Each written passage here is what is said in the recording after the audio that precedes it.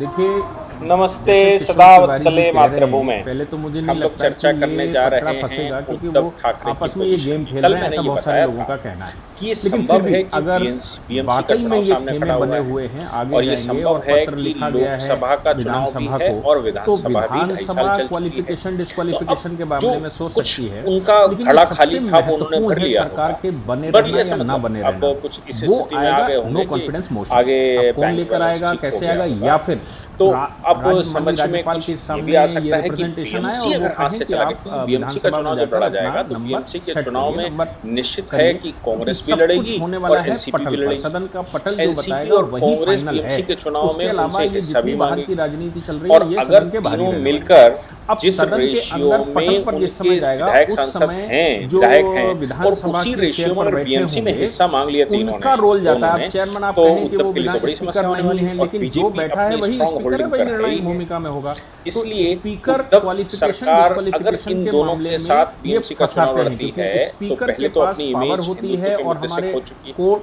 पालघर भी का बहुत प्रकरण की बार वजह ये से कह खो चुके चुकी है। ऐसे हैं, बहुत सारे प्रकरण हो गए बहुत महाराष्ट्र में हाँ, जब वो बहुत बार सेकुलर हो कोर्ट गए कह चुका है कि और पहले वो स्पीकर जो का डिसीजन सेकुलरिज्म आ उनके जाने अंदर आ दीजिए, फिर गया हमारे पास आइए। तथाकथित सेकुलरिज्म, हाँ, उसकी वजह से उन्होंने अपना बहुत बड़ा अब नुकसान ऑलरेडी स्पीकर कर का रखा जब है। निर्णय आ अब जाएगा, क्वालिफिकेशन चुनाव भी डिस्क्वालिफिकेशन मोदी की जी के मेजोरिटी नेतृत्व में उसी लड़ा पे जाता डिपेंड था। करेगी कि चुनाव भाई में आप भी सदन के सदस्य बीजेपी हैं भी कि और नहीं, कितने एमपी सदस्यों की सदन बीजेपी और है। शिवसेना फिर मिलकर ये लड़ते थे। मामला तो कोर्ट में चैलेंज एनसीडी होगा और किसी ये भी डिसाइड हालत में, करना चाहे उनकी पड़ेगा पोजीशन अच्छी कि हो या खराब स्पीकर हो, का जो एमसीडी तो डिसीजन हाथ है से जाने वो वाली थी। डिसीजन कितना क्यों? क्योंकि कानूनी है, तीन पार्टी कितना मिलकर चुनाव उसमें लड़ती हैं, उसमें तीनों फैक्चुअल का हिस्सा करेक्शन लगता है, है और और बीजेपी का उसके अपना आधार अलग पर प्रभाव माननीय होता है। न्यायालय फिर तो आगे की डायरेक्शन बीजेपी देगा। जो स्थिति लेकर जाती है उसके बाद 1/4, ये अगर जो मैं 4 परिस्थिति पार्टियां है, भी इस करूं परिस्थिति तो में स्पीकर 1/4 जो डिसीजन में लेता है बीएमसी में रहने उसके वाले थे अगेंस्ट में ही और ऑर्डर हुए हैं कभी लगभग भी अब कोर्ट वो के, क्योंकि ये बायस हो जाता है एनसीपी यहाँ और पर जाकर। कांग्रेस के अंडर में रहने वाले थे। इसलिए ये समझ में आया होगा निश्चित रूप से कि बीएमसी का चुनाव अगर हाथ से चला गया तो फिर उद्धव ठाकरे मातोश्री का महत्व तो बिल्कुल खत्म ही हो जाएगा।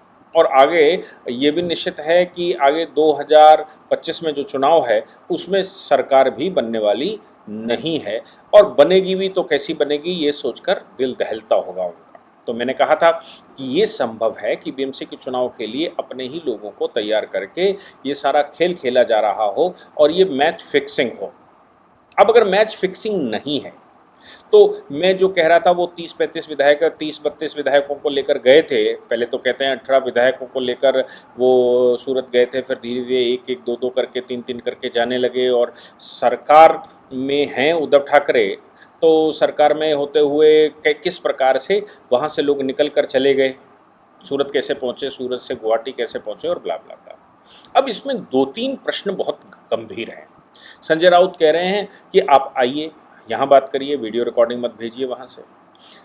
उद्धव ठाकरे कह रहे हैं कि आप आइए, मुझसे एक विधायक ने भी कहा होता कि सत्ता छोड़ दो तो मैं छोड़ देता और इसीलिए मैं अब वर्षा छोड़ रहा हूँ। उन्होंने भावुक स्टेटमेंट दिया। कुछ शिव सैनिक हो सकता है उनके अपने ही पालतू हों, घनिष्ठ हों, जिनसे उन्होंने ये सब कुछ प्रदर्शन करवाने शुरू कर दिए। कोई भी पॉलिटिकल पार्टी कितनी भी खत्म हो जाए, परिवार कितने भी टूट जाएं या पॉलिटिकल पार्टी टूट जाए तो पॉलिटिकल पार्टी टूटने पर सबके अपने खास व्यक्ति होते हैं और लोगों को अपॉर्चुनिटी भी दिखती है कि किसके साथ अपॉर्चुनिटी है। तो ऐसे लोग दोनों के खेमों के साथ चले जाते हैं, एक दूसरे को गाली गुली देना भी शुरू कर देते हैं। तो सवाल ये पैदा होता है कि मुंबई में क्यों आना। उद्धव ठाकरे तो किसी से पर्सनली मिल नहीं रहे। उद्धव जी तो उनको चूँकि कोविड हो गया है तो वो तो ऑनलाइन कॉन्फ्रेंस ही कर रहे हैं, तो फिर उद्धव ठाकरे कैसे मिलेंगे उनको। इसलिए वो अगर चाहें तो जो वो कह रहे हैं कि आमने सामने बात करो, तो फिर वो तो video conferencing, Zoom meeting, Google Meet, पता नहीं क्या क्या ऐसे भी कर सकते हैं जैसे वो स्टेटमेंट दे रहे हैं, जैसे वो उन्होंने अभी ऑनलाइन कुछ कहा है कल। तो ये तो किया जा सकता है, आमने सामने ही माना जाता है। जब हम लोग मीटिंग करते हैं, मोदी जी ऑनलाइन मीटिंग कर रहे हैं, योगी जी ऑनलाइन मीटिंग कर रहे हैं, विश्व के जब बड़ी कॉन्फ्रेंसेस संसार की ऑनलाइन हो सकती हैं, संसार के राष्ट्राध्यक्ष ऑनलाइन कर सकते हैं, तो उद्धव ठाकरे ऑनलाइन कर सकते हैं, लेकिन करने की इच्छा होगी तब ना। दूसरी बात ये भी है कि हमें बात करनी है, मुंबई आओ। अरे भाई, आपको बात करनी है को क्या गुवाहाटी जाने से मना किया है आदित्य ठाकरे को? क्या आदित्य ठाकरे बात कर सकते हैं? अगर आपको लगता है आदित्य ठाकरे को बात करनी चाहिए, संजय राउत बात कर सकते हैं, आपको लगता है कि और कोई बात कर सकता है, या आपको लगता है आप स्वयं बात कर सकते हैं, तो आप एक चार्टर्ड प्लेन लेकर सैनिटाइज करवाइए अच्छे से और गुवाहाटी खुद चले जाइए। गुवाहाटी जाकर उस होटल में पहुंच जाइए और बात करिए। आपको बात करनी है अगर तो। लेकिन आप मुंबई बुलाना चाहते हैं तो उसके दो तीन कारण हो सकते हैं। एक कारण ये हो सकता है कि आप सत्ता में हैं और महाराष्ट्र में आज तक सत्ता का जैसा दुरुपयोग हुआ वैसा कहीं संसार में, हिंदुस्तान में तो नहीं एटलीस्ट दिखता कि वैसा दुरुपयोग होता हो। सत्ता में जो होता है वो किसके घर तुड़वा दे, किसके खिलाफ मुकदमे करवा दे, किसको उठवा ले, यहाँ तक कि परमवीर का हिसाब लगा सकते हैं। अभी रश्मि शुक्ला के पीछे जो डीजीपी थी उनके पीछे क्या क्या लगा सकते हैं। तो ये संभव है कि जब आप ये कहते हैं कि यहाँ आकर बात करो तो फिर आप वहाँ बुलाकर उनके खिलाफ क्या 3rd डिग्री टॉर्चर करेंगे, इससे भी डर लग सकता है अगर हकीकत है कोई बात तो। दूसरी बात कि आप महागठबंधन गठबंधन में आप 2.5 साल से हैं, आप एक स्पीकर नहीं चुन पाए। आपके अंदर सहमति अंडरस्टैंडिंग इतनी अच्छी है कि आप एक स्पीकर नहीं चुन पाए तीनों की अंडरस्टैंडिंग से, तो फिर आपकी अंडरस्टैंडिंग को क्या माना जाए। चौथी बात इसमें यह भी आती है कि जब आप ये कहते हैं कि नहीं भाई हम तो लोगों के लिए काम करते हैं, तो क्या मुख्यमंत्री के कार्यालय जाने से किसी ने रोका है? मुख्यमंत्री कार्यालय जाने से अच्छा काम नहीं होगा क्या? मंत्रियों से भेंट करने से अच्छा काम नहीं होता क्या? आपके विधायकों से मिलने से अच्छा काम नहीं होता क्या? विधायकों की बात सुनने से क्या उनका रिप्रेजेंटेशन नहीं होता? जब आपका विधायक चुना हुआ है, आपके रिप्रेजेंटेटिव वहाँ पर हैं, तो आपके पास समस्याएं बताएगा कौन? आप समस्याओं का समाधान कैसे करेंगे? एनसीपी वाले बताएंगे क्या? कांग्रेस वाले बताएंगे क्या?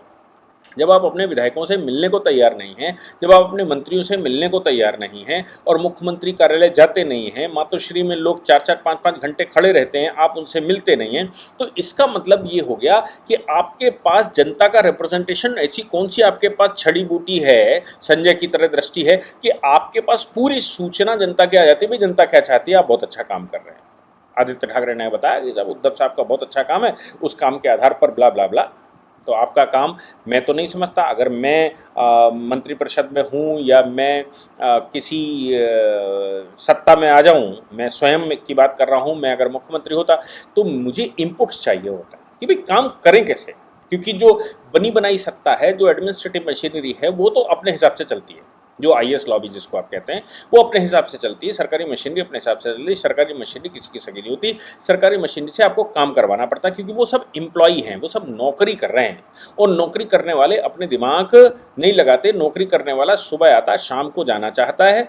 अब परिवर्तन के लिए तो सरकार बनती है, नेतृत्व करने के लिए सरकार बनती है। सरकार जैसा कहेगी वैसी एडमिनिस्ट्रेटिव मशीनरी, प्रशासनिक मशीनरी आपका काम करना शुरू कर देता है, सिस्टम आपकी मदद करना शुरू कर देता है, या सिस्टम को आप अपने मातहत कर लेते हैं। तो जब आप जनता से इनपुट लेते ही नहीं है, अपने विधायकों से इनपुट नहीं लेते, तो कैसे आप जनता की मनोभावना पहचानते होंगे और काम करते होंगे?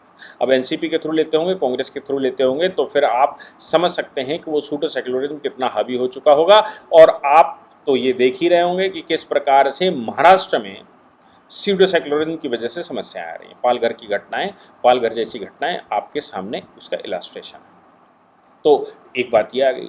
दूसरी बात ये आती है कि आपके डिप्टी स्पीकर ने जो पत्र लिखा, शिंदे गुट ने, उस पत्र के बारे में सिग्नेचर वेरीफाई करने से मना कर दिया, और मुझे डाउट है कि ये सिग्नेचर उनके ओरिजिनल हैं कि नहीं है। इसका मतलब ये हो गया कि आप अपने सामने उनको बुलाना चाहते हैं कि भाई आइए और सिग्नेचर करिए। मैं शिंदे गुट को ये बताना चाहता हूँ कि आप उसका दूसरा काम कर सकते हैं। आप वहाँ पर ही, गुवाहाटी में ही, वहाँ जाकर किसी नोटरी के पास जाइए और नोटरी से सिग्नेचर वेरीफाई करवा दीजिए। और ये जो पत्र आपने भेजा है विधानसभा के स्पीकर को, डिप्टी स्पीकर को, वो पत्र दोबारा लिखिए और उसको नोटरी वेरीफाइड करवा दीजिए, और नोटरी वेरीफाइड करवा कर भेज दीजिए। नोटरी वेरीफाइड कोई भी पत्र होता है, उस पर सिग्नेचर को आप क्लेम नहीं कर सकते। तो एक काम तो ये हो सकता है। दूसरी बात, मैंने आपसे कहा कि उद्धव ठाकरे स्वयं जा सकते हैं, आदित्य ठाकरे जा सकते हैं, संजय राउत जा सकते हैं, जाकर गुवाहाटी में बात कर लें। आपके ही तो लोग हैं। जब आप कहते हैं शिव सैनिक हैं, सारे अपने हैं, अपना ये है, अपना वो है, तो वहाँ जाकर बात कर सकते हैं। अब हम लोग आ जाते हैं लीगैलिटी पर कि भाई आप, अगर आपकी पहले से मैच फिक्सिंग नहीं है, मैं मान कर चलता हूँ नहीं, तो फिर आपको ये सलाह किसी ने क्यों नहीं दी कि जब आपके पास 54-55 में से लगभग 50 या 48 की बात आप कर रहे हैं, आपके पास इतने विधायक हैं, मतलब 90% विधायक आपके पास हैं, तो आप शिवसेना पर क्लेम क्यों नहीं करते कि शिवसेना का जो धनुष बाण सिंबल है वो सिंबल हमारा है, वो सिंबल हमको दिया जाए, शिवसेना हमको मानी जाए। अब उसके लिए दो दो चीज़ों से आप मजबूत हैं। एक तो ये है कि शिंदे जी, मेरा कहने का मतलब एक नाथ शिंदे विधायक दल के नेता थे। विधायक दल का नेता तब तक बदला नहीं जा सकता जब तक विधायक दल की बैठक ना हो। तो अगर उद्धव ठाकरे ये कहते हैं कि विधायक दल का नेता बदल दीजिए, सदन बदल दीजिए, तो वो कर नहीं सकते क्योंकि उनके हाथ में वो नहीं है, मुख्यमंत्री के हाथ में नहीं, तो वो विधायक दल तय करता है। विधायक दल तो वहाँ गुवाहाटी में बैठा हुआ है। इसलिए आप नेता सदन आज भी हैं। उसके अतिरिक्त, ये तो बात मैंने कर दी कि सदन में क्या होगा, नेता सदन के अतिरिक्त अगर आप क्लेम करना चाहते हैं पूरी पार्टी पर, तो पूरी पार्टी का क्लेम विधानसभा के उपसभापति के पास नहीं होगा, राज्यपाल के पास नहीं होगा कि आप राज्यपाल से कह देंगे भाई असली शिवसेना हम हैं। राज्यपाल उसका निराकरण नहीं कर सकते। राज्यपाल तो सरकार कैसे गठन हो उसको बता सकते हैं। पॉलिटिकल पार्टी रिकॉग्नाइज करने का काम ना ही विधानसभा अध्यक्ष का है और ना ही राज्यपाल का है। इसलिए राज्यपाल और डिप्टी स्पीकर भी कुछ नहीं कर सकते। उसका काम अगर कोई कर सकता है तो आप अखिलेश यादव बनाम मुलायम सिंह यादव के प्रकरण को याद करिए। अखिलेश यादव ने क्लेम कर दिया कि भाई असली समाजवादी पार्टी हम है, जबकि राष्ट्रीय अध्यक्ष उस समय मुलायम सिंह स्वयं थे। तो उन्होंने क्या किया था वो आपको करना पड़ेगा। पार्टी का सिंबल किसके पास रहे, असली अध्यक्ष किसको माना जाए, पार्टी किसकी मानी जाए। तो जो विधायक दल था उसकी एक मीटिंग बुलाई गई थी, कहीं भी बुला लीजिए, उसके लिए आपको महाराष्ट्र जाने की जरूरत नहीं है, उसके लिए विधानसभा जाने की भी जरूरत नहीं है। तो विधायक दल की बैठक बुलाई गई, विधायक दल ने एक रेजोल्यूशन पास किया और रेजोल्यूशन में ये कहा गया कि भाई मैं अखिलेश यादव को अपना नेता मानते हैं, यानी कि समाजवादी पार्टी अखिलेश यादव को अपना नेता मानती है। अखिलेश यादव वो सारे पत्र लेकर चुनाव आयोग के पास गए और चुनाव आयोग में उन्होंने क्लेम कर दिया। चुनाव आयोग ने दोनों पार्टियों को सम्मन करके बुला लिया। दोनों की बात सुनने के बाद चुनाव आयोग ने यह पाया, चूंकि अखिलेश यादव के साथ जो उनके विधायक हैं, जो उनके चुने हुए प्रतिनिधि हैं, उसमें 90% उनके साथ हैं, इसलिए वो ही असली समाजवादी पार्टी है। जबकि मुलायम सिंह पार्टी के संस्थापक थे, मुलायम सिंह के नाम से ही पार्टी चलती थी, मुलायम सिंह के भाई शिवपाल भी मुलायम सिंह के साथ थे, लेकिन अखिलेश यादव उसमें जीत पाए थे और चुनाव आयोग ने अखिलेश यादव को ही सिंबल अलॉट कर दिया था और ये कहा था असली समाजवादी पार्टी आप हैं, आप ही क्लेम करेंगे। तो क्यों नहीं शिंदे ग्रुप, अगर मिला हुआ नहीं है तो क्यों नहीं शिंदे ग्रुप, विधायक दल उनके पास 38 लोग बैठे हुए हैं, 38 लोगों का एक रेजोल्यूशन पास करें आउट ऑफ 54, जो 55 उनके पास हैं, 55 में से 38 आपके पास है, 2/3 आपके पास हैं, आप उसका रेजोल्यूशन पास करिए और बताइए कि मैं एक नाथ, हाँ, वो सब कहें कि एक नाथ शिंदे को ही हम अपना मानते हैं और यही शिवसेना है, वो शिवसेना नहीं जो उद्धव ठाकरे चला रहे हैं। उद्धव ठाकरे उनके संरक्षक हो सकते हैं, उद्धव ठाकरे उनके अध्यक्ष हो सकते हैं, लेकिन आज की तारीख में हम नया अध्यक्ष चुनते हैं और नए अध्यक्ष के रूप में ब्ला ब्ला ब्ला ब्ला ब्ला वो रेजोल्यूशन पास करके वो ले जाएं चुनाव आयोग के पास। चुनाव आयोग से क्लेम करें कि भाई हमको पार्टी सिंबल इस्तेमाल करने की परमिशन दी जाए, हम बीएमसी के चुनाव में भी इस पार्टी सिंबल पर चुनाव लड़वाना चाहते हैं। ऐसा अगर हो जाता है, ऐसा होने पर जो मुख्यमंत्री बने बैठे हैं उनके खिलाफ अविश्वास प्रस्ताव अब स्वयं शिवसेना ला सकती है। शिवसेना मतलब जब वो चुनाव के पास से लौट कर आएगी और पार्टी सिंबल लेकर आएगी और ये कहेगी कि भाई असली शिवसेना हम हैं, तो शिवसेना कहेगी कि हम जो है वो उद्धव ठाकरे पर विश्वास नहीं रखते, अविश्वास प्रस्ताव लेकर आएंगे और सरकार गिर जाएगी। लेकिन हो सकता है कि शिवसेना, ये जो चिट्ठी पत्री की बात हो रही है कि हम उसको रिकॉग्नाइज नहीं करते, हम इसको सिग्नेचर वेरीफाई नहीं करते, ये सब कुछ इसलिए चल रहा होगा कि किसी प्रकार से ये विधायक मुंबई में लैंड कर जाएं और मुंबई में फिर सरकार बनी हुई है, इसलिए आपस में सरकार के दबाव से हम कर ही लेंगे कुछ ना कुछ। दूसरी बात एक और है, वो ये है कि सामने वाला भी ये समझता है कि अगर हम मुंबई चले गए अभी तो पार्टी वार्टी तो जैसी होगी वैसी होगी, हमारी पार्टी जरूर जेलों के अंदर, थानों के अंदर कर दी जाएगी। तो वो उन्होंने ऑफर दे डाला पहले से कि भाई हम बात आपसे तभी करेंगे जब आप इस्तीफा दे दीजिए, मुख्यमंत्री मत रहिए, मुख्यमंत्री सरकार गिर जाएगी, फिर आप वो पुलिस का इस्तेमाल नहीं कर सकते, फिर आमने सामने बैठकर बात होगी। और हम आपसे बात करना चाहते हैं, हम उद्धव ठाकरे के संरक्षण से मना नहीं कर रहे, हम केवल महागठबंधन से पीछे हटना चाहते हैं। तो वहाँ खाड़ी अगाड़ी से पीछे हटने का मतलब है आप वहाँ से हट जाइए, एनसीपी कांग्रेस को छोड़ दीजिए और मूल विचारधारा में आ जाइए और आप उस भूमिका में आ जाइए जिसमें कि बाल ठाकरे हुआ करते थे। तो मुझे लगा कि ये जो लीगल बैटल है इसमें लड़ने की बजाय ये जो विधानसभा में लड़ने का प्रयास हो रहा है उससे अच्छा ये है कि आप वहाँ चले जाइए। मुझे लगता है कि आप सभी लोग जो लोग भी इस लेक्चर को सुन रहे होंगे, इस संवैधानिक प्रक्रिया को सुन रहे होंगे, वो लोग इसको इतना शेयर कर देंगे कि इन विधायकों के पास वो ये जो स्टेटमेंट है कि इनको हो सकता है इनको आइडिया ना आ रहा हो कि क्या करें, तो चुनाव के पास कैसे जाएं, ये उनके पास पहुंचेगा तो चुनाव के पास जाएंगे। चुनाव आयोग में ये तय होगा कि वाकई में शिवसेना कौन सी है, शिवसेना को दर्जा मिले, किसको शिवसेना का दर्जा मिले और नई पार्टी कौन बनाएगा। एक बात और इसमें फंस रही है, वो ये फंस रही है कि अगर 2/3 विधायक भी आपके पास हैं तो या तो आप नई पार्टी बनाइए, शिवसेना छोड़ दीजिए, शिवसेना का मोह छोड़ दीजिए, आप नई पार्टी बना लीजिए। नई पार्टी आपको जाकर फिर चुनाव के पास जाना पड़ेगा और आपको कहना पड़ेगा हम 2/3 बहुमत के हैं, हमें नई पार्टी का दर्जा दिया जाए। या फिर आप किसी दूसरे दल में विलय कर ले जाइए 2/3 तोड़कर। तो दूसरे दल में विलय करने जाने का मतलब है केवल आपके पास बीजेपी ऑप्शन है। बीजेपी के साथ अगर चले जाएंगे तो उद्धव ठाकरे निश्चित रूप से शिवसेना का सिंबल लिए रहेंगे और शिवसेना का अगर सिंबल लिए रहेंगे तो वो जीवंत हो जाएंगे, दोबारा कभी न कभी उभर कर आ ही जाएंगे।